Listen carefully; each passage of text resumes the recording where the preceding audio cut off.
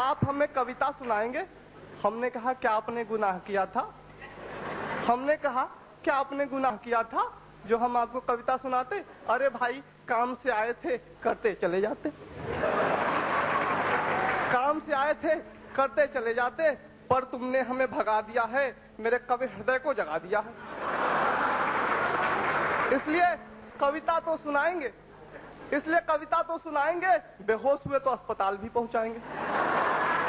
कविता तो सुनाएंगे, बेहोश हुए तो अस्पताल भी पहुंचाएंगे। सज्जन को गश आया, शरीर धरती से टकराया। सज्जन को गश आया, शरीर धरती से टकराया। मेरा डर जागा, मैं वहां से भागा। मेरा डर जागा, मैं वहां से भागा। तभी भाग्य जानने का विचार मन में आया। भाग्य जानने का विचार मन में आया। तुरंत एक भाग्य बताने वाले पंडित जी के पास आया। तुरंत एक भाग्य बताने वाले पंडित जी के पास आया। बोला भाग्य बताएंगे? बोला भाग्य बताएंगे? वो बोले पहले ये बताइए कि भगवान को क्या चढ़ाएंगे? वो बोला कि भाग्य बताएंगे? वो बोले पहले ये बताइए कि भगवान को क्या चढ़ाएंगे?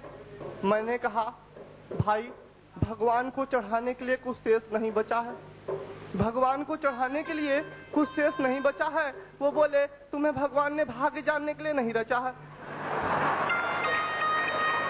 ऐसा करो, ऐसा करो, ऐसा करो कि मेरी तरह घंटी हिलाओ और अपनी तरह का दूसरा दिखे तो फंसाओ। मेरी तरह घंटी बजाओ और अपनी तरह का दूसरा दिखे तो फंसाओ।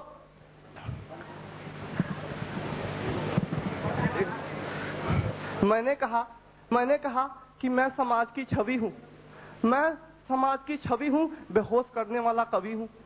मैंने कहा कि मैं समाज की कवि हूँ, बेहोश करने वाला कवि हूँ। वो बोले कहाँ गया?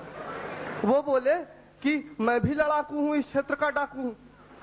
मैं भी लड़ाकू हूँ, इस क्षेत्र का डाकू हूँ। यहाँ बैठकर अपनी टोली बनाता हूँ, यहाँ बैठकर अपनी टोली बनाता हूँ। तुम जैसों को फंसाता हूँ, तुम जैसों को फंसाता हूँ। इससे पहले कि हम वहां से भागे, पकड़ के खड़े कर दिए गए डाकू के सरदार के आगे।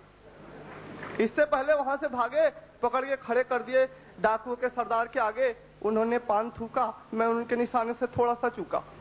मैंने आईना उठाया, खुद को कविता सुनाया, कांच फूटने की आवाज आई। उसके बाद क्या हुआ पता नहीं भाई। अब अपनी कविता को यहीं विराम करता हूँ। पुनीत मिश्रा हूँ, प्रस्थान करता हूँ।